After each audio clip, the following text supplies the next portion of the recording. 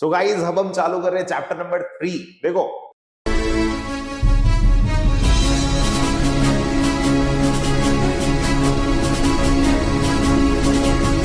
अपन ने अभी जो लास्ट चैप्टर पढ़ा वो था 1950 के बारे में, कैसे सरकार ने प्लानिंग बनाई, प्लानिंग कमीशन बनाया। अब 1950 से लेकर 1990 तक अपनी गवर्नमेंट ने क्या किया। देखो ये बोर्ड्स के अंदर, इसके अंदर से तुम पकड़ के चलो कम से कम 4 मार्क्स का क्वेश्चन तो अपने पास हाथ में है श्योर वाला।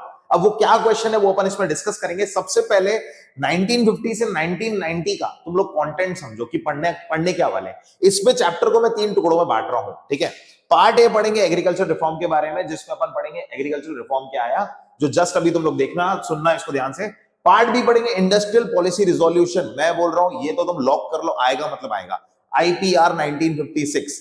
और इसमें अपन पढ़ेंगे इसके सक्सेस और फेलियर क्या थे, ये फिर भी थोड़े कम इंपॉर्टेंट है। पार्ट सी अपन पढ़ेंगे फॉरेन ट्रेड रिफॉर्म के बारे में, जिसका एक क्वेश्चन उसका भी बेसिकली मान के चलो इंपोर्ट सब्स्टिट्यूशन पॉलिसी क्या थी, और पढ़ेंगे इसके गुड इंपैक्ट और बैड इंपैक्ट। ये चालू करते हैं अपन पार्ट ए से। तो गाइस ये जो टॉपिक चालू होने वाला है इसका नाम है एग्रीकल्चरल रिफॉर्म। एग्रीकल्चरल रिफॉर्म मैंने आपको बोल दिया, आप गारंटी समझो आएगा ही आएगा बोर्ड्स में टॉपिक, मतलब इस चैप्टर का सबसे इंपॉर्टेंट टॉपिक है। अपन ने जितनी प्रॉब्लम पढ़ी ना उन सारे प्रॉब्लम का सॉल्यूशन सरकार ने, मेरे पिन पॉइंट पे ध्यान देना, पब्लिक सेक्टर ने कैसे निकाला सरकार ने। तो 3 रिफॉर्म बने, एक का नाम है लैंड रिफॉर्म, जमीन के सारे सॉल्यूशन इसमें निकाले गए। दूसरा नाम है टेक्निकल रिफॉर्म, टेक्नोलॉजी का बदलाव ये सब इसमें हुआ था। और तीसरा नाम है जनरल रिफॉर्म, वापस सर टाइम पीरियड बता दो, तो ये 1951 में सारी चीजें करी गई है, मतलब 1951 से लेकर 56 तक। सबसे पहले लैंड रिफॉर्म की बात करेंगे। सोचो दिक्कतें, सोचो वापस से कि सर एक तो छोटी छोटी जमीनें थी, एक पहली दिक्कत तो ये थी फ्रैगमेंटेड लैंड्स थे। दूसरी दिक्कत थी ये जमींदार सर, मतलब ये जो लैंड ओनर्स बन गए थे और वो रेंट लेने आते थे, ये भी दिक्कत थी। तो सरकार ने सुलझाई सबसे पहली दिक्कत कि जमींदार को भगाओ, अबॉलिशन ऑफ इंटरमीडियरीज, ये फर्स्ट पॉइंट है। जमींदार्स वर अबॉलिश्ड। जमींदार्स को आप सर इंटरमीडियरीज कैसे बोल रहे हो? अरे अभी तो पढ़ाया, इंटरमीडियरी वही तो मीडिएटर थे ब्रिटिश सरकार और फार्मर के बीच में। फार्मर से रेंट लेने आता कौन था? मोहन जी जो फार्मर हैं, अगर एग्जांपल लेके चलते हैं, उनसे रेंट कौन लेता था आगे? जमींदार। जमींदार जाके रेंट देता था ब्रिटिश सरकार को। तो सरकार, एक तो ये चीज, और अब रेंट लेने आते थे 70%, तो जमींदार को तो हटा दिया। अब पहले क्वेश्चन आता है सर अब ओनर कौन रहा? मतलब हटाया तो अब ओनर किसी को तो बनाया होगा। सरकार ने ओनरशिप दे दी खेती बाड़ी करने वाले को, फार्मर को। Exactly, ownership rights were given to the farmer. But फिर भी सरकार ने ऐसा नहीं बोला कि रेंट नहीं लेंगे। अपनी भारत सरकार ने भी रेंट लिया, और वो रेंट को बट रेगुलेट कर दिया, फिक्स कर दिया, क्योंकि गेहूं ये सब पूरी इकोनॉमी में पहुंचानी पड़ती है, राशन शॉप्स के थ्रू सारी चीजें होती है। तो सरकार ने क्लियरली बोला कि भाई रेगुलेशन ऑफ रेंट करो। Second point, regulation of rent कर दिया 1/3 ऑफ टोटल क्रॉप्स, मतलब कितना? 33% of crops. This was the rent, कि आपको जो भी ग्रो होगा उसका 30%, 33% हमको एज अ रेंट देना है। और आगे क्या किया? Consolidation of land holdings and ceiling of land holdings. ये क्या है? मैंने अभी आपको क्या बोला, लैंड छोटे छोटे और टुकड़ों में थे। सरकार ने क्या बोला, जो स्मॉल और मार्जिनल फार्मर्स थे, उनके पास छोटी जमीनें थी, ना ट्रैक्टर थे, ना कोई सुविधा थी फार्मिंग करने की, सरकार ने बोला कि एक काम करते हैं, सारे लैंड को सरकार ने कर दिया इक्वल साइजेस का, नियरली इक्वल साइजेस का। सरकार ने क्या किया, लैंड जिनके पास बड़े थे, जिनके पास सरप्लस लैंड थे, उनसे ले लिया गया, और इक्वल लैंड करने के लिए स्मॉल और मार्जिनल फार्मर को वो जमीन दे दी गई। Means surplus land was acquired, surplus land was acquired after paying compensation, and this land was provided to small and marginal farmer. कुछ आप एक काम करो, ये पिक्चर देखो समझ में आ जाएगा। ये लैंड की साइजेस कुछ इस तरीके से कर दी। इससे 2 फायदे हुए। जो बैरन लैंड था, मींस जो बंजर जमीनें थी, वो भी यूज में आने लगी, मतलब जो जमीनें काम की नहीं थी, अनकल्टिवेटेड थी। सो कल्टीवेशन बढ़ा, प्रोडक्टिविटी बढ़ी। कंसोलिडेशन और सीलिंग को सर आप मिक्स करके क्यों बोल रहे थे? सीलिंग का मतलब होता है बाउंड्री बना दी और लैंड को इक्वल साइजेस में कर दिया। कंसोलिडेशन मतलब होता है कि बड़ी जमीनों को लेके उनको मुआवजा, कंपनसेशन दिया, और वो स्मॉल मार्जिनल फार्मर को दी। मतलब consolidation is surplus land was acquired, ceiling is land was provided in small size, land was converted into small sizes, equal sizes. समझ में आ रहा है आपको यहां तक? ओके, नेक्स्ट आते हैं अपन अब कोऑपरेटिव फार्मिंग। कोऑपरेटिव फार्मिंग क्या है? ये कोऑपरेटिव वर्ड से आप एक हैबिट बना लो, जैसे एक रेगुलेशन वर्ड से हैबिट बना लो। इकोनॉमिक्स का बड़ा मतलब, इंडियन इकोनॉमिक्स का ये वर्ड है, ऐसे बार बार रिपीट होता है।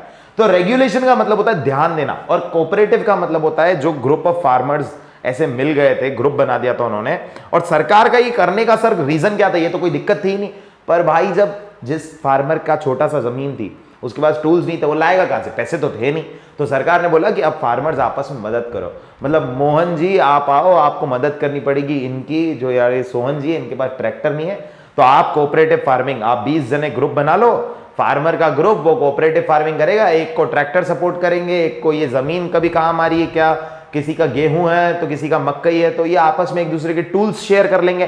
तो ultimately cooperative farming is a technique in which group of farmers जो कलेक्ट हो जाते हैं और वो आपस में एक दूसरे के टूल्स यूज करते हैं, और कंसोलिडेशन और सीलिंग को अगर एनकरेज मतलब सक्सेसफुल बनाना था, इसके गेन्स प्रॉपर उठाने थे, तो कोऑपरेटिव फार्मिंग करना जरूरी था। कोऑपरेटिव फार्मिंग से एक और फायदा होता है, जब ग्रुप ऑफ फार्मर्स मिल जाते हैं तो वो लोग आपस में अपनी जब फसल उगती है तो वो एक साथ बेचने भी जाते हैं, और एक साथ बेचने से उनको फेयर प्राइस मिलती है। इस प्रोसेस को बोलते हैं collective cell.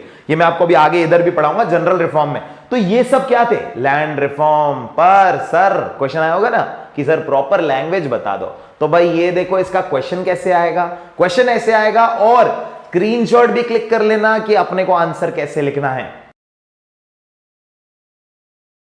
Okay so guys, अब इस टॉपिक के बाद हम आते हैं टेक्निकल रिफॉर्म। टेक्नोलॉजिकल रिफॉर्म क्या है, ये जितनी भी दिक्कतें थी टेक्नोलॉजी की सब सुलझाई जा रही थी इसमें।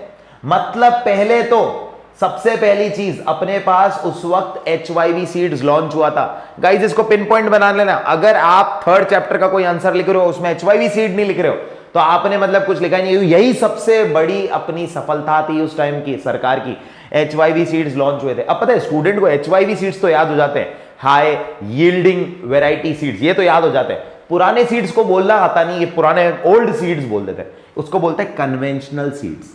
तो कन्वेंशनल सीड्स को डिस्करेज करना था, लोगों को बोला जा रहा था HYV सीड्स यूज करना चालू करो। अच्छा HYV सीड्स की खासियत क्या होती है, मैं आपको ज्यादा ज्ञान नहीं दे रहा हूं, आपको बता रहा हूं, वो लिखना पड़ेगा। HYV सीड्स की खासियत ये होती है, वो जमीन को फर्टिलिटी रीगेन मतलब सॉइल फर्टिलिटी रीगेन करने में हेल्प करता है बहुत क्विकली। उसके बाद ग्रोथ की रेट डबल हो जाती है, मतलब क्विक हो जाती है।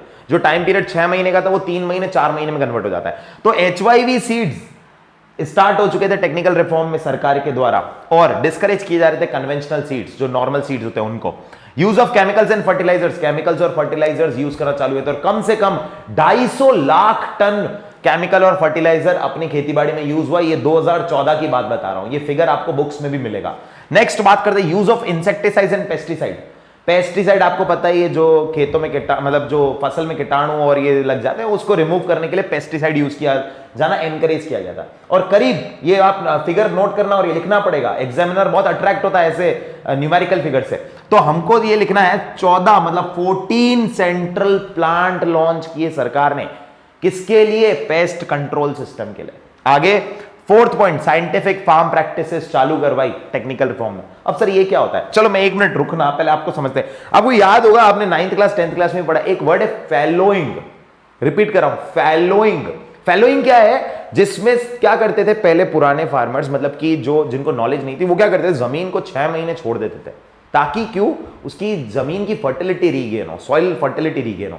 अब ये प्रोसेस टाइम इतना वेस्ट करता था, प्रोडक्टिविटी लो होती थी, तो HYV सीड्स आए और इस फैलोइंग को बंद करवाया। क्यों HYV सीड्स, सर बताया ना अभी, फर्टिलिटी से क्विकली रीगेन होती है। फिर मल्टीपल क्रॉपिंग सिखाई गई कि भाई एक खेत को क्यों वेस्ट कर रहे हो, पूरा गेहूं ही उगा रहे हो, आपका कुछ पोर्शन आप कॉटन में भी यूज कर सकते हो। तो सिंगल क्रॉपिंग पैटर्न को बंद करवाया, मल्टीपल क्रॉपिंग को एनकरेज कराया। और बताऊं, क्रॉप रोटेशन और सॉइल कन्वर्जन, मतलब कि क्रॉप रोटेशन, सॉइल रोटेशन, इन ये सारी चीजें साइंटिफिक फार्म प्रैक्टिसेस कहलाती हैं गाइस। ये चीज टेक्निकल रिफॉर्म का पार्ट है। लास्ट, मशीनरी, ट्रैक्टर, हार्वेस्टर, इनको इंट्रोड्यूस किया, स्प्रिंकलर, तो ये है मैकेनाइज्ड मींस ऑफ कल्टीवेशन को एनकरेज किया। ये है हमारे टेक्निकल रिफॉर्म। वापस सर लैंग्वेज बता दो, तो भाई देखो क्वेश्चन और खींचो स्क्रीनशॉट। हाँ जी गाइस, सो आते हैं अब हमारे थर्ड और लास्ट रिफॉर्म पे, जनरल रिफॉर्म। देखो एक बार मैं रुक जाता हूं और वापस से बोल देता हूं, ये टॉपिक बहुत ही इंपॉर्टेंट है, तीनों रिफॉर्म में से एक रिफॉर्म आएगा। तो पढ़ने का तरीका और सुनने के लिए अभी कंसंट्रेशन डेवलप करो, थोड़ा सा सुनना, मतलब थोड़ा सा ध्यान से एक बार वीडियो देखो और अपने नोट्स बनाना चालू करो, हाथों हाथ, थोड़ी देर पॉज करो, फटाफट बनाते जाओ। आते हैं जनरल रिफॉर्म पे। First, expansion of irrigation facility. अपनी जमीन, जो भारत देश की जमीन थी, अगर आप जानेंगे ये फिगर 1951 में 1950 के टाइम पे नियरली सिर्फ 17% जमीन थी जो परमानेंट मींस ऑफ इरिगेशन में थी। अच्छा, आज कितनी? करीब 50%। मतलब एग्जैक्ट फिगर बुकिश बताऊं तो 45% land is in permanent irrigation as per 2015-17। बात करते हैं नेक्स्ट। अच्छा, ये क्या है? ये जनरल रिफॉर्म का पार्ट है जो सरकार ने करवाया है ना। Second, provision of credit facility. सरकार ने बोला यार कि अब ट्रैक्टर, हार्वेस्टर, ये सब आप यहां पे लॉन्च कर रहे हो, इसको खरीदेगा कैसे बेचारा फार्मर? तो क्रेडिट फैसिलिटी लॉन्च कराई। सबसे पहले चालू हुए थे क्रेडिट कोऑपरेटिव सोसाइटीज। ये जैसे क्रेडिट कोऑपरेटिव सोसाइटी, वापस ग्रुप ऑफ फार्मर्स मिल जाते हैं, एक सरकार का अध्यक्ष आ जाता है, प्रेसिडेंट, और वो मिलके इसको ग्रो करते हैं। अच्छा, और कुछ हुआ कि हाँ, बाद में आया ना, स्टेट बैंक ऑफ इंडिया भी आया बाद में 1955 में। नाबार्ड, आपने सबसे फेमस बैंक, मतलब एपेक्स बैंक के गांव का। तो ये सब जर्नी है, बट अपने को इतना डिटेल नहीं, बस प्रोविजन ऑफ क्रेडिट फैसिलिटी सरकार ने चालू करवाया। Next, regulated market. आ गया ना ये रेगुलेटेड वर्ड फिर से। तो रेगुलेटेड मार्केट मतलब सरकार ने मंडी चालू करवाई। आप लोग ये जो सब्जी मंडी, कृषि मंडी सुना होगा ना, हर शहर में सरकार ने मंडी चालू करवाई। मार्केटिंग चैनल्स हैं आज बहुत बड़े बड़े, सरकार नहीं चालू करवाई, और इसमें सरकारी विभाग के लोग भी बैठते हैं। टोटल आप इसकी क्या कमिटी, आप जैसे मंडी में, खुद भी मैं प्रैक्टिकली बता रहा हूं, आपकी सिटी की मंडी में जाओगे, एंटर होगे ना, पूरा ऐसे पैनल बना हुआ है, उस पैनल में 3 जने बैठते हैं। कौन कौन से? एक तो फार्मर के लिए हित में बैठा होता है, फार्मर के साथ बुरा नहीं हो। एक बैठा होता है ट्रेडर, व्यापारी के लिए। एक बैठा होता है सरकार के लिए। ये लोग मिलकर डिसीजन लेते हैं कि भाई हाँ भाई, ये मोहन जी आए, ये आए, इनका भाई इतना 1000 किलो गेहूं है, इनको इतना भाव दो, ए ग्रेड का गेहूं है इनको, ये आपस में मिलकर तय होता है। ये ट्रेडर इतने में खरीदेगा, इस व्यापारी को जाके बेचो। ये रेगुलेटेड मार्केट बनाया, और उसकी कमिटी में ये 3 लोगों को बिठाया, हर मार्केट कमिटी में। तो सरकार के इस डिसीजन से फार्मर को मिला यार कि हमको गेहूं बेचने का एक डेस्टिनेशन भी मिल गया, हमको अब ये इंटरमीडियरी लूटेगा नहीं बीच में हमारी गेहूं रोक के। तो सरकार ने रेगुलेटेड मार्केट चालू करवाई, ये तीसरा जनरल रिफॉर्म है। चौथा देखते हैं, मार्केटिंग सोसाइटी चालू करवाई। ये बहुत शानदार है, ये वाला पॉइंट आपको समझना चाहिए। Marketing society is again cooperative marketing society. सरकार ने बोला कि भाई आप एक काम करो, मोहन जी आप है ना 10 फार्मर का ग्रुप बना लो, है ना, 10-12 फार्मर। आपका क्या गेहूं एक 80 किलो है, एक 800 किलो है, एक 1000 किलो है, मिलके 5000 किलो हो रहा है ना, इकट्ठी करके बेचो। तो अपन क्या भाव बढ़िया करवाएंगे, नेगोशिएशन करवा के लेंगे, नहीं 16 रुपए किलो ही बेचेंगे अपन। तो वो कलेक्टिव सेल कहलाता है। जो ये करवाता कौन है? ये करवाता है कोऑपरेटिव मार्केटिंग सोसाइटी। मैंने आपको बोला ना अभी यहाँ पे, तो ये कोऑपरेटिव फार्मिंग और क्या सर, ये कोऑपरेटिव मार्केटिंग सोसाइटी एक ही चीज है कि हाँ, मतलब कोऑपरेटिव फार्मिंग तो एक टेक्निक है जो चालू करवाई कि आप लोग ट्रैक्टर्स ये सब आपस में यूज करो, और वो कोऑपरेटिव मार्केटिंग सोसाइटी करवाती है। उसका एक अध्यक्ष होता है जो ये सारे डिसीजन लेता है। कलेक्टिव सेल में मतलब आपस में फार्मर्स मिलकर जो सेल करते हैं, उसमें भी वही हेल्प करता है। एंड लास्टली हम देखते हैं एमएसपी पॉलिसी। गाइज फोकस करना, ये अकेला पॉइंट मतलब इंडिविजुअल पॉइंट भी आ सकता है। MSP, minimum support price policy. Minimum support price policy एक ऐसा इनिशिएटिव है सरकार का जिसमें सरकार ने फार्मर को वादा कर दिया कि आपका माल कहीं बिके या नहीं बिके, कोई ट्रेडर खरीदे या नहीं खरीदे, हम आपको मिनिमम प्राइस लिख के दे रहे हैं भाई, ये मिनिमम रहेगी। हमको आओ, कितना 1000 किलो है, 5000 है, हमको आगे बेचो, हम खरीदेंगे। अब पहले तो क्वेश्चन मार्क ये आता है, सर ये सरकार करती क्या होगी स्टॉक का? इस स्टॉक को बोलते हैं बफर स्टॉक, जो सरकार खरीद लेती है। और राशन की दुकानें जो हम बोलते हैं ना, पब्लिक डिस्ट्रीब्यूशन सिस्टम, इसमें ये गेहूं, चावल, शुगर, ये सब बेची जाती है सस्ते दामों में। किनको? 2 रुपए किलो गेहूं में जो नीडी पीपल होते हैं उनको, जो below poverty line. So ultimately MSP policy is minimum price was guaranteed by government. इसका स्टॉक जो कलेक्ट होता है उसको बफर स्टॉक बोलते हैं, और ये बफर स्टॉक यूज होता है पीडीएस, पब्लिक डिस्ट्रीब्यूशन सिस्टम में। वापस से सर दिखा दो भाई आंसर, तो ये लो इसका आंसर और खींचो इसका स्क्रीनशॉट। ओके गाइस, अब हम बढ़ते हैं इस टॉपिक के बाद हमारा next topic green revolution. But ये रब करने से पहले और नेक्स्ट टॉपिक पे आने से पहले फोकस करना अगेन HYV सीड्स पर, जो कि ग्रीन रिवॉल्यूशन का ही एक पार्ट बनने वाला है। अब ये ग्रीन रिवॉल्यूशन टॉपिक, मैंने आपको HYV सीड तो भी बोल ही दिया। तो ग्रीन रिवॉल्यूशन का बेसिक मकसद ही HYV सीड्स के थ्रू ग्रोथ बढ़ाना था।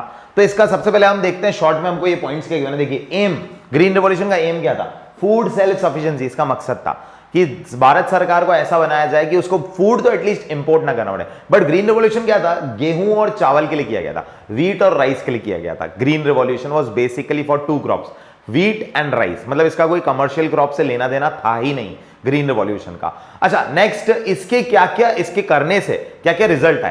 पहले तो ये समझो, ये ग्रीन रिवॉल्यूशन, ग्रीन वर्ड से आप समझ लो ना, ये खेती बाड़ी के लिए किया गया था, एग्रीकल्चर के लिए किया गया था, रिवॉल्यूशन था, एक मतलब चेंज था। तो अपन बात करते हैं सक्सेस की, इसके क्या क्या सक्सेस है। पहले तो स्पर्ट इन क्रॉप प्रोडक्टिविटी, इसका मतलब क्या है, क्रॉप प्रोडक्शन बहुत ज्यादा बढ़ा। आप 1951 से लेके अगर मैं बात करूं 2017 तक, तो ओवरऑल मिला के 20 टाइम से भी ज्यादा प्रोडक्शन बढ़ा। किसका, क्रॉप प्रोडक्शन, मतलब व्हीट और राइस का। उसके बाद change in farmers outlook, farmer का जो पहले आउटलुक था, मोहन जी ये बोलते थे, मतलब जो फार्मर थे वो ये बोलते थे कि भाई हमको घर के लिए पहले सन्यासी बन के बस हमारे को भोजन खाना है, उतना हम ग्रो कर लें। वो आउटलुक का बदला, कमर्शियल आउटलुक, कॉटन ग्रो करो, ये सब ग्रो करो, ये आउटलुक बदला। बट व्हीट और राइस के थ्रू ही बदला कि आप लोग इसको अच्छे से ग्रो करके मार्केट में पैसा कमा सकते हो। राइज इन एक्रिएज, ये बहुत शानदार वर्ड है। एक्रिएज का मतलब क्या होता है, देखो यहां पढ़ो, एरिया अंडर कल्टीवेशन। तो एरिया अंडर कल्टीवेशन बहुत बढ़ गया, कितना, करीब करीब 40% एरिया अंडर कल्टीवेशन बढ़ा। और लास्ट सक्सेस, भारत देश आखिरकार सेल्फ सफिशिएंट बन ही गया, उसको अब निर्भर किसी देश पर रहने की जरूरत नहीं है दूसरे चीजों के लिए। अच्छा अब देखो, मैं एक बार यहां तक एक बार रुकता हूं, फेलियर से पहले रुकता हूं। इसका एक क्वेश्चन जो बहुत ही शानदार है, ये आप एक बार स्क्रीन पे देखो। अच्छा नेक्स्ट अपन बात करते हैं फेलियर की। अब फेलियर आप देखो, ओनली व्हीट एंड राइस, ये फेलियर है कि नहीं है, बिल्कुल है, ये सिर्फ गेहूं और चावल के लिए था, ये एक बहुत बड़ा फेलियर है। दूसरा एक फेलियर है कि ये जो ग्रीन रिवॉल्यूशन हुआ, इसका जो बेनिफिट था ये कुछ ही स्टेट्स में पहुंच पाया। ऐसा क्यों, मतलब राजस्थान इधर नहीं आ पाया ज्यादा, क्योंकि राजस्थान एक डेजर्टेड एरिया था। तो मेनली ये पंजाब की बात करें, तमिलनाडु की बात करें, इन स्टेट्स में बहुत सही पहुंच पाए, क्योंकि ये स्टेट एफ्लुएंट थे, जहां पे एचवाईवी सीड्स ना सक्सेसफुल काम करने लगा है। सो अगर मैं बात करूं फेलियर की, तो ओनली व्हीट एंड राइस, ये पहला फेलियर हो गया। दूसरा, it was successful in some effluent states of like Punjab and Tamil Nadu. तो ये है हमारा पूरा ग्रीन रेवोल्यूशन। अच्छा एक सेकंड, आप एक काम करें, फेलियर्स का भी ये वाला क्वेश्चन आप एक बार स्क्रीनशॉट क्लिक करें।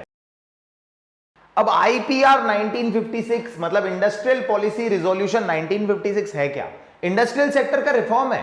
अब सरकार को एक ही ऑब्जेक्टिव रखना था, आप भी दिमाग में एक बार एक ऑब्जेक्टिव सेट करो, सरकार क्या सोच रही थी। सरकार का सोचना यह था कि प्राइवेट सेक्टर को चाबी नहीं देनी है, तो प्राइवेट सेक्टर को चाबी न देने मतलब की रोल न देने के कारण सरकार ने बोला इंडस्ट्रीज को डिवाइड करो 3 टुकड़ों में। ऐसा नहीं था कि प्राइवेट सेक्टर आया नहीं, ये मत सोचना कि प्राइवेट सेक्टर, सर टाटा तो था ही नहीं, टाटा ये सब थे, बट सरकार ने सबसे पहले क्या किया, 3 फोल्ड क्लासिफिकेशन ऑफ इंडस्ट्रीज। आज की डेट में हम बोलते हैं ना public limited, private limited, public private limited, ये इसी वक्त चालू हुआ है। तो सरकार ने 3 फोल्ड क्लासिफिकेशन ऑफ इंडस्ट्री किया। पहली इंडस्ट्री का नाम रखा, मतलब पहले टुकड़े का नाम रखा फोल्ड का, public sector industries, those industries which were completely established as public sector, और ये सबसे ज्यादा थी पब्लिक सेक्टर इंडस्ट्रीज। फिर दूसरी जिसमें प्राइवेट सेक्टर भी था, सरकार भी इन्वॉल्व थी, प्राइवेट सेक्टर भी था, सरकार भी इन्वॉल्व थी, सरकार का मेजर रोल था, public private sector industries in which public sector played a leading role, public sector को लीडिंग रोल मिला था इसमें। Okay next, private sector industries बची कुछ ही 1-2 इंडस्ट्रीज प्राइवेट सेक्टर इंडस्ट्रीज में थी, rest industries was given to only to private sector. मतलब कि 3 फोल्ड में ये 3 फोल्ड हुए थे, जिसमें इंडस्ट्रीज मेनली पब्लिक सेक्टर ने अपने हाथ में ली थी। चलिए आप एक काम कीजिए, इसका ये प्रॉपर लैंग्वेज में ये क्वेश्चन देखिए और स्क्रीनशॉट कीजिए। ओके अब देखते हैं अपन नेक्स्ट, इंडस्ट्रियल लाइसेंसिंग। ये दूसरा स्टेप है। क्या किया सर इसमें, ये सबसे फेमस है, मतलब कि अगर मैं बात करूं इसका क्वेश्चन तुम्हारे को बोर्ड्स के हर पेपर में दिखेगा। प्रीवियस ईयर बोर्ड्स के पेपर देखना जो 2 साल के हैं, उसमें इसका एक ना एक क्वेश्चन पक्का दिखेगा, इंडस्ट्रियल लाइसेंसिंग। इस साल भी चांसेस बहुत ज्यादा है, मतलब ये समझ लो इसको मैं नियरली 100% बोलता हूं इंडस्ट्रियल लाइसेंसिंग को। है क्या सर, किया क्या था, लाइसेंस लगा दिया था, बोला कि आपको आना है प्राइवेट सेक्टर में, लाइसेंस लो भाई। और लाइसेंस कोई भी अगर बोलता कि यार मेरे को मुंबई दिल्ली में इंडस्ट्री खोलनी है, तो लाइसेंस देते ही नहीं थे, इतनी कॉम्प्लेक्सिटीज लाइसेंस में किसी को अलाउ ही नहीं करता। पर अगर कोई जना जाता, मतलब कि अगर मान लो धीरभाई अंबानी एक्सेट्रा जाते कि लाइसेंस मेरे को इंडस्ट्री खोलनी है इस गांव में, हाँ ठीक है ये लो लाइसेंस, गांव का डेवलपमेंट करो, आप लोग आगे बढ़ाओ देश को। मतलब सोचो, इंडस्ट्रियल लाइसेंसिंग में licence was required to private sector to enter into industrial production. आगे सुनना प्लीज ध्यान से, backward areas industries establishment was provided licence easier. इसका क्या मतलब है, जो भी जना बैकवर्ड एरिया गांव में इंडस्ट्री खोलने के लिए रेडी था, उसको लाइसेंस इजियर टर्म पे दे रहे थे। बाकी जो भी लार्ज स्केल इंडस्ट्री या शहरों में अर्बन एरियाज के डेवलपमेंट में जाता उसको लाइसेंस नहीं दे रहे थे। तो सरकार कौन से मोटिव पे काम कर रही थी? सरकार यूज कर रही थी प्रॉफिट्स ऑफ प्राइवेट सेक्टर, अपना खर्चा बचा के उनके प्रॉफिट्स पे वर्क करना चाह रही थी। और अच्छा, गांव में इंडस्ट्री कौन सी खुलती है? Small scale industries. तो इस वक्त पहला क्वेश्चन मेरा आपसे ये आएगा, अगर पहला टॉपिक अपन सोचे, इस वक्त कौन सी इंडस्ट्रीज पे ध्यान दिया गया था? स्मॉल स्केल इंडस्ट्रीज पे। लार्ज स्केल इंडस्ट्री पे फोकस नहीं किया गया था। सारी लार्ज स्केल इंडस्ट्रीज जो खुली है ऑलमोस्ट, वो सब सरकार के द्वारा खुली हैं। अच्छा, आगे पढ़ते हैं। एक और वर्ड है, this promoted regional equality as well. Regional equality क्या है सर, थोड़ा समझा दो। रीजनल इक्वालिटी मतलब आज आप मुंबई और मैं दूसरा शहर आपको कोई भी बोलूं, आप ले लो उदयपुर, कंपेयर कर सकते हैं? नहीं कर सकते हैं। क्यों? मुंबई और उदयपुर सर बहुत डिफरेंस हो गया, वो इंडस्ट्रियल सेक्टर में आगे, हर सेक्टर में आगे। क्यों? This is regional inequality. तो रीजन को बराबर लाने के लिए सरकार ने ये स्टेप लिया था और काफी हद तक गांव डेवलप भी हुए थे। अच्छा, होता क्या है, गांव में इंडस्ट्री खुलती है तो रोड भी बनते हैं, बिजली भी आती है, पानी की व्यवस्था भी होती है। तो इन सब चीजों का डेवलपमेंट सरकार प्राइवेट सेक्टर से करवा रही थी। तो प्राइवेट सेक्टर भी कहीं पे खुश हो रहा था, यार हमारे लिए भी कोई इंडस्ट्रीज छोड़ी है। इससे बैकवर्ड डेवलपमेंट बहुत ज्यादा हुआ था। तो ये है इंडस्ट्रियल लाइसेंसिंग। इसका मैं आपको एक अभी क्वेश्चन बताऊंगा, इन दोनों का कंबाइंड क्वेश्चन है, उसका आप स्क्रीनशॉट जरूर खींचना।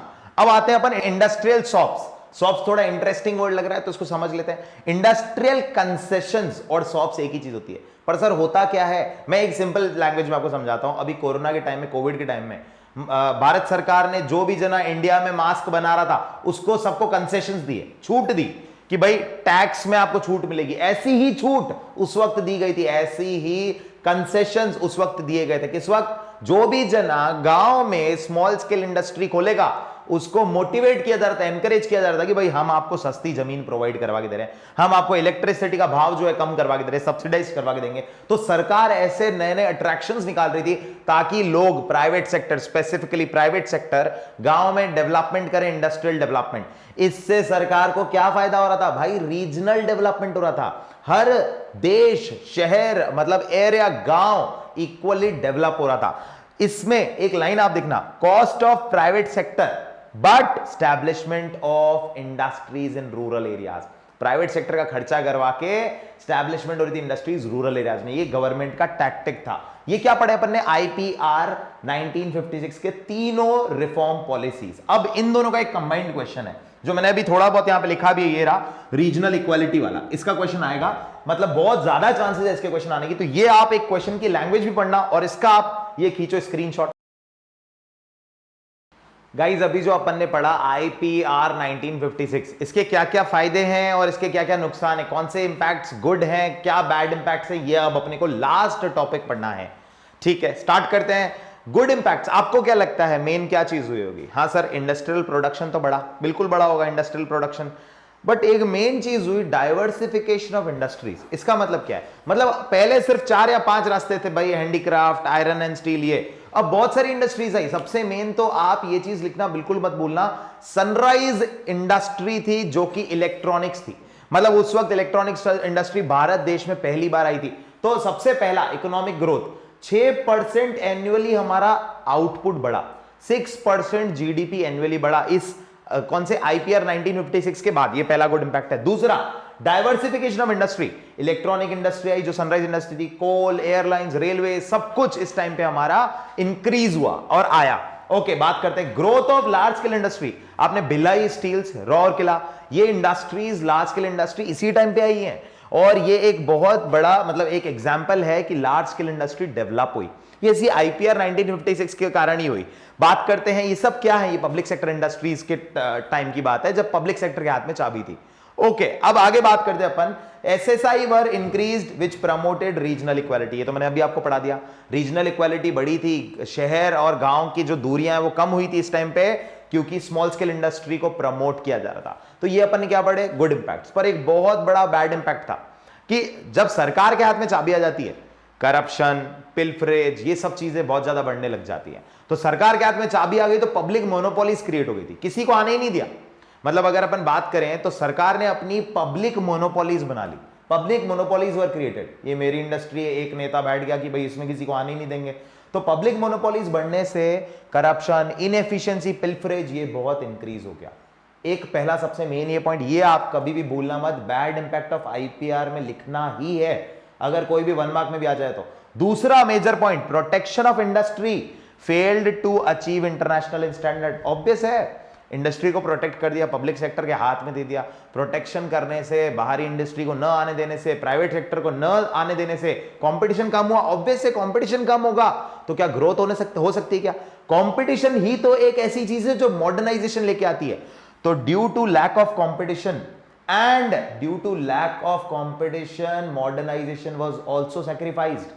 ये एक दूसरा डीमेरिट है। अब अपन चालू कर रहे हैं फॉरेन ट्रेड रिफॉर्म। भारत सरकार ने रिफॉर्म क्या बनाया था, चालू क्या किया था? देखो, भारत सरकार ने एक चीज नोटिस कर ली थी कि इंडिया से जो अंग्रेज लोग थे वो सारा के सारा प्रोडक्ट, एक तो रॉ मटेरियल ले जा रहे थे और वहां के फिनिश गुड्स आ रहे थे। अब अपनी जनता, मतलब अपने भारतीय लोग डिपेंडेंट हो चुके थे फॉरेन इंपोर्टेड गुड्स पे। ब्रिटेन से जो सामान आ रहा है वो यूज करना है। तो अपनी इस पैटर्न को चेंज करने के लिए भारत सरकार ने लॉन्च किया इनवर्ड लुकिंग ट्रेड स्ट्रेटजी। ऐसी स्ट्रैटेजी जो भारत देश को चलाएगी और भारत देश के बारे में सोचेगी। इनवर्ड लुकिंग वर्ड से देखो समझ में आ रहा है। इसमें क्या किया भारत देश ने? Import substitution. पहला भारत सरकार ने इंपोर्ट सब्स्टिट्यूशन स्ट्रैटेजी लगाई। इंपोर्ट को करो सब्स्टिट्यूट। सब्स्टिट्यूट मतलब तो आपको बताइए, उसका नया ऑल्टरनेट ढूंढो। तो भारत सरकार ने इंडिया के लोगों को एनकरेज किया कि भाई विदेश से जो गुड्स आ रहे हैं अब वो आपको देश में बनाने पड़ेंगे। और लोगों का इससे डोमेस्टिक प्रोडक्शन तो खैर बढ़ाई, पर अब कोई ऐसे मानने वाला है क्या इतनी क्विकली कि देश में प्रोडक्शन बढ़ा सकते हैं कि नहीं बढ़ा सकते? पहले टेक्नोलॉजी की बहुत कमी थी भारत में, तो इसीलिए लोगों को एनकरेज करने के लिए 2 स्टेप्स लिए गए, टैरिफ और नॉन टैरिफ बैरियर लगाया गया। अब सर ये कौन सी नई चीज है? टैरिफ का मतलब होता है गाइस टैक्सेस। मैंने आपको कल भी बताया था, जो थर्ड अपन ने चैप्टर पढ़ा था उसके अंदर, टैरिफ बैरियर टैक्सेस सरकार ने बढ़ा दिए। जो भी जना विदेश से गुड्स मंगाएगा उस पर टैक्सेस बढ़ा दिए गए। नॉन टैरिफ बैरियर का दूसरा नाम जो बहुत बुक्स में गिवन है वो है क्वांटिटेटिव रेस्ट्रिक्शन या फिर कोटास। ये क्या था? अपने कुछ गुड्स ऐसे थे जो बाहर से मंगवाना जरूरी थे, जैसे कि कैपिटल गुड्स। अब सरकार ने बोला इसको तो बंद नहीं किया जा सकता, तो उसके ऊपर एक क्वांटिटी रेस्ट्रिक्ट कर दी कि भाई इससे ज्यादा नहीं मंगा सकते हो। तो इन 2 चीजों से अपने बाहर से सामान आना बंद हो गया और डोमेस्टिक प्रोडक्शन बढ़ता गया बढ़ता गया बढ़ता गया। अच्छा, इसके बहुत ज्यादा फायदे थे या नुकसान? इसके नुकसान भी ज्यादा थे, फायदे थोड़े कम थे, क्योंकि अपने पास स्पेशलाइज्ड टेक्नोलॉजी नहीं थी। नुकसान और फायदे, गुड इंपैक्ट्स और बैड इंपैक्ट जस्ट इसके बाद अपन पढ़ने वाले हैं। पर उससे पहले दूसरा स्टेप क्या था? एक तो था इंपोर्ट सब्स्टिट्यूशन, दूसरा स्टेप था एक्सपोर्ट प्रमोशन। ये क्या होता है सर? अब भाई जो गुड्स इंडिया में बन रहे हैं उनको एक्सपोर्ट भी तो करना पड़ेगा, देश तो सारी चीज यूज नहीं करेगा। तो सरकार ने बोला जो भी चीजें export of those goods were encouraged which were produced in India, जो गुड्स इंडिया में प्रोड्यूस हो रहे थे उसका एक्सपोर्ट बढ़ा दिया। और this strategy was to earn foreign exchange reserve. पता है ये बहुत स्टूडेंट मेरे से पूछते हैं आखिर ये टर्म क्या है? मैं सिंपल आपको बताता हूं। आज एक्सपोर्ट और इंपोर्ट होगा किस में होगा? इंडियन रुपी में होगा क्या? डॉलर, सिर्फ यूएस डॉलर, जिसको बोलते हैं फॉरेन एक्सचेंज। तो अब हम बात करते हैं, यूएस डॉलर की गुल्लक भरनी थी, यूएस डॉलर को बाहर से इकट्ठा करना था, तो भाई देश के बाहर एक्सपोर्ट ज्यादा करने पड़ेंगे। जितना सामान बाहर बेचोगे उतना डॉलर की गुल्लक भरेगी, उतना अपने देश को फायदा होगा। तो this strategy was to earn foreign exchange reserve, पहली चीज। तो दूसरा, to make domestic industry competitive international market, Bharat की इंडस्ट्री को इंटरनेशनल मार्केट में कॉम्पिटिटिव बनाना, ये एक टारगेट था। इसके लिए एक्सपोर्ट प्रमोशन किया गया था। गाइज मैं एक ही चीज बोलना चाहूंगा, जो टॉपिक चैप्टर का सेंट्रल टॉपिक लगता है, जैसे कि पिछला चैप्टर में था आईपीआर 1956, वैसे इसमें ले लो आप इनवर्ड लुकिंग ट्रेड स्ट्रेटजी। इस टॉपिक को अच्छे से लिख कर याद करने की हैबिट डाल दो। तो एक बार मैं हट जा रहा हूं, इसका स्क्रीनशॉट खींचना और इसका स्क्रीनशॉट ये शॉर्ट में भी क्लिक करो। एक और क्वेश्चन आपके सामने अभी स्क्रीन पे आएगा जो कि परफेक्ट लैंग्वेज बताने वाला है, वो चीज भी आप लोग एक बार स्क्रीनशॉट लेना। So guys, we are starting now with the topic which is good impact और bad impact। अब आप देखो, अभी अपन ने क्या पढ़ा? इंपोर्ट सब्स्टिट्यूशन, मतलब इंपोर्ट जो हो रहा है उसको रोको। अब इंपोर्ट रोकने से आप एक बार लॉजिकली पहले सोचो क्या क्या दिक्कत आई होंगी। देखो, एक तो सबसे पहली दिक्कत जो आई ना, वो उस पर बात करते हैं। पहली दिक्कत जो आई वो थी कि हम लोगों का बाहर से कंपटीशन खत्म होना एक फायदा भी था, पर नुकसान ये था कि हम लोग बाहर के गुड्स यूज नहीं कर पा रहे थे। तो इससे मॉडर्नाइजेशन रुकता है। अच्छा सर, फायदा भी तो है ना, इंडस्ट्री अपनी ग्रो हुई। भाई जब देश ने अपनी इंडस्ट्री को प्रोटेक्ट कर लिया, विदेशी गुड्स को आने ही नहीं दे रहा था, तो डोमेस्टिक प्रोडक्शन बढ़ा होगा कि नहीं होगा? बिल्कुल बढ़ा होगा। डोमेस्टिक प्रोडक्शन बढ़ने से इंडस्ट्रीज नई नई खुली होंगी, भाई अब लोग वो बोल रहे होंगे यार टेक्सटाइल बाहर से आ रही थी, अब अपन खुद खोलते हैं इंडस्ट्री। आप लोगों को एक फैक्ट बता दो, उस टाइम पे ही मतलब इस पीरियड के बाद ही इलेक्ट्रॉनिक इंडस्ट्री भारत में पहली बार आई है। तो अब अपन एक काम करते हैं, इसको थोड़ा किताबी कंटेंट में पढ़ते हैं। गुड इंपैक्ट का पहला पॉइंट है high rate of industrial growth and structural transformation. वापस वर्ड आ गया ये, 5th चैप्टर पे आए बट 2 बार आ चुका है ये वर्ड। तो पहले ऊपर वाले पॉइंट की बात करेंगे, high rate of industrial growth. Bharat देश की इंडस्ट्री का जीडीपी सीधा 12% से 25% हो गया। कितने सालों में? पहले 5 साल के प्लान में, मतलब 1951 से लेकर 1991 में 12% जीडीपी जो इंडस्ट्रीज से आता था वो सीधा 25% हो गया। दूसरा, स्ट्रक्चरल ट्रांसफॉर्मेशन। काफी ज्यादा जनता जो खेतीबाड़ी में काम कर रही थी और जो कि डिसगाइज्ड थी, काम की नहीं थी, मतलब कि बहुत एक्स्ट्रा थी, वो जनता अब शिफ्ट होने लग गई एग्रीकल्चर से इंडस्ट्रियल सेक्टर में। भाई बहुत सारे ऑप्शंस आ गए ना, जब बाहर से सामान आना बंद हो गए तो ऑप्शंस बहुत सारे आ गए। अच्छा और क्या हुआ सर? और देखो ना, डाइवर्सिफिकेशन ऑफ इंडस्ट्रियल ग्रोथ। पहले इस साल से पहले सिर्फ 2 या 4 रास्ते थे कि भाई सिर्फ कोल, पेट्रोलियम, इसके अंदर जाना है, हैंडीक्राफ्ट में जाना है। अब वेराइटी, नए नए रास्ते खुले, टेक्सटाइल इंडस्ट्री आई, इलेक्ट्रॉनिक्स आई, देन ऑटोमोबाइल आई, इतनी सारी इंडस्ट्रीज आई। आप लोगों ने सुना होगा ना वो कार एम्बेसडर, फिएट बहुत पुरानी कार है, तो ये उस वक्त ही लॉन्च हुआ है। डाइवर्सिफिकेशन ऑफ इंडस्ट्रियल ग्रोथ का मतलब है many new industries opened up between 1950 and 1990। और उस टाइम पे सनराइज इंडस्ट्री, ये एमसीक्यू पकड़ लेना इसका, एक बहुत इंपॉर्टेंट नहीं है। सनराइज इंडस्ट्री इलेक्ट्रॉनिक इंडस्ट्री थी उस टाइम की, सनराइज मतलब उस टाइम पे लॉन्च हुई थी। और सर इसके कारण क्या फायदा हुआ? इसके कारण बहुत सारे लोगों को, स्पेशली सरकारी सेक्टर को, नए नए अपॉर्चुनिटीज मिले इन्वेस्टमेंट के। एक पॉइंट मेरा ध्यान रखना, मैं बार बार दोहराता हूं ये चैप्टर पढ़ाते हुए और पहले वाले चैप्टर्स को, 1950 से 1990 इस वक्त जो भी लिखो ना, उसमें सरकार का राज था, सरकार के पास चाबी थी। प्राइवेट सेक्टर को इस वक्त ज्यादा भाव दिया ही नहीं जा रहा था। Private Tata, Ambani, Birlas were not being tolerated here. Okay, opportunities of investment की बात करते हैं तो new opportunities encourage the use of potential resources, latent resources. Sir ये क्या है लेटेंट और पोटेंशियल? इंडिया में ऐसी बहुत सारी रिसोर्सेज थी जो थी तो सही पर हिडन थी या आइडल थी। हिडन और आइडल का मतलब या तो पता नहीं थी लोगों को या फिर वो पड़ी थी पर उनको कोई यूज नहीं करता था। मतलब आज आप देख लो, सिंपल सी बात करें, इंडिया में इतना बड़ा थर्मल प्लांट है बट उस टाइम पे कभी भी लॉन्च नहीं हुआ। तो उस टाइम पे क्यों लॉन्च नहीं हुआ? पीपल डिडंट न्यू कि हवा के थ्रू एंड ऐसी चीजों के थ्रू, नेचुरल रिसोर्सेज के थ्रू इलेक्ट्रिसिटी और ये सब भी जनरेट हो सकता है। तो दीज आर लेटेंट रिसोर्सेज, हैं तो सही पर छुपी हुई हैं। तो अल्टीमेटली अपॉर्चुनिटीज ऑफ इन्वेस्टमेंट इतना बड़ा, जैसे लोगों को पता पड़ा यार ब्रिटेन से ये सामान आता था, अपन भी बना सकते हैं। तो अल्टीमेटली 3 गुड इंपैक्ट है ये आपके सामने। अब आ जाते हैं अपन बैड इंपैक्ट पे। बैड इंपैक्ट में growth of inefficient public monopolies. नेता ऐसे हट के खड़े हो गए, नहीं यार ये तो हमारी लाइन है, इसमें हम किसी को आने ही नहीं देंगे। इसका सबसे बड़ा एग्जांपल बता देता हूं आपको, आप किसी से पूछना, हमारे जो पेरेंट्स हैं ओल्ड एज, 1990 की एज की बात कर रहा हूं मैं, 1990, इस टाइम पीरियड से टेलीकम्युनिकेशन किसी को भी नहीं दिया जा रहा था। सिर्फ पब्लिक सेक्टर, मतलब सरकार अपने हाथ में रख के बैठ गई थी।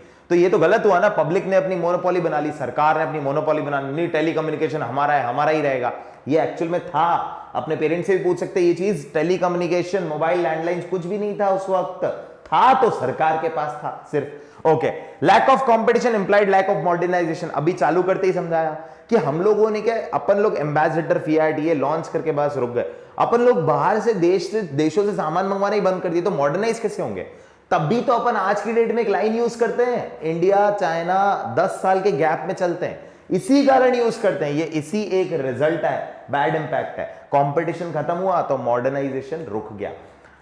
Domestic protection didn't allowed producers to modernise and to enter into new products. Domestic protection क्यों लिख रहे हो सर? भाई इंपोर्ट सब्स्टिट्यूशन की बात हो रही है ना, इंपोर्ट सब्स्टिट्यूशन मतलब डोमेस्टिक कंट्री को प्रोटेक्ट करने की बात हो रही थी। Next, indiscriminate spread of public sector. ये क्या है? इनडिस्क्रिमिनेट स्प्रेड मतलब कि हर जगह पब्लिक सेक्टर, मतलब सारी कंपनी, आज जैसे रिलायंस पब्लिक प्राइवेट लिमिटेड, वैसे उस वक्त सारी कंपनीज के नाम के पीछे पब्लिक लिमिटेड था। मतलब इवन ब्रेड की, इवन शूज की इंडस्ट्री, जिसमें मतलब पब्लिक सेक्टर का होना कोई लॉजिक ही नहीं बताता है, उसमें भी सिर्फ सरकारी इंडस्ट्रीज थी। तो प्राइवेट सेक्टर का जो अपॉर्चुनिटी था उसको स्वॉलो अप कर रहे थे। ऐसा नहीं opportunity of investment public sector private sector के पास नहीं था बट स्वॉलो अप करने का मतलब क्या है? उसको पब्लिक सेक्टर आने ही नहीं दे रहा था प्राइवेट सेक्टर को। गाइस एक चीज ध्यान रखना, अपन को ये वर्ड चेंज नहीं करना है, growth of inefficient public monopolies, मतलब ये जो स्टेटमेंट है ना टाइटल पॉइंट, इसको मत बदलना। सो ये था हमारा लास्ट टॉपिक। पर इसको लिखना कैसे, क्वेश्चन कैसे आएगा, सिंपल क्वेश्चन आएगा, explain good impact bad impact. आपको सिंपल, अभी मैं हट रहा हूं, आप इसका स्क्रीनशॉट खींचो, यही इसका आंसर है। मुझे लगता है इस वीडियो ने आपके इकोनॉमिक्स को बनाया होगा आसान। अब इस बार लाने हैं इकोनॉमिक्स में 80 ऑन 80। मैंने कोशिश पूरी करी है कि वीडियो को, हर कंटेंट को शॉर्ट में देने की कोशिश करूं, बट आगे नेक्स्ट वीडियो में बने रहिएगा। Stay tuned guys.